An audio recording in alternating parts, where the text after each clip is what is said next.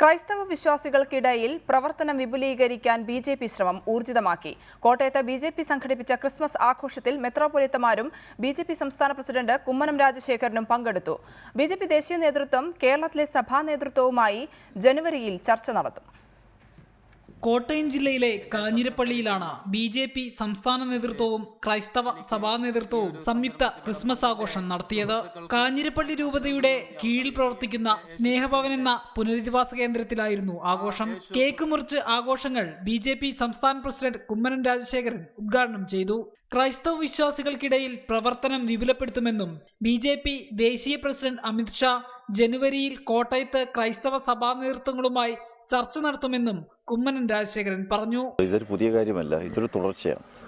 കുറേ നാളുകളോളമായി നല്ല അടുത്ത ബന്ധം തന്നെയാണ് സ്ഥാപിച്ചിരിക്കുന്നത്.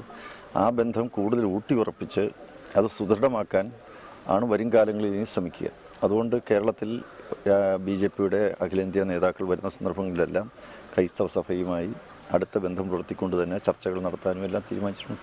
കത്തോലിക്ക സഭയിലെ സീറോ മലബാർ സഭയുടെ കാഞ്ഞിരപ്പള്ളി രൂപത സഹായമെത്രാൻ ബിഷപ്പ് ജോസ് പുളിക്കൻ, യാക്കോബായ സുറിയാനി സഭയുടെ ഇടുക്കി ഭദ്രാസന മെത്രാപ്പൊലീത്ത സക്കറിയാസ് മാർ പീലിക്സിനോസ്, വൈദികൻ, കന്യാസ്ത്രീകൾ തുടങ്ങിയവർ ബി.ജെ.പി. പ്രവർത്തകർക്കൊപ്പം ആഘോഷത്തിൽ പങ്കെടുത്തു.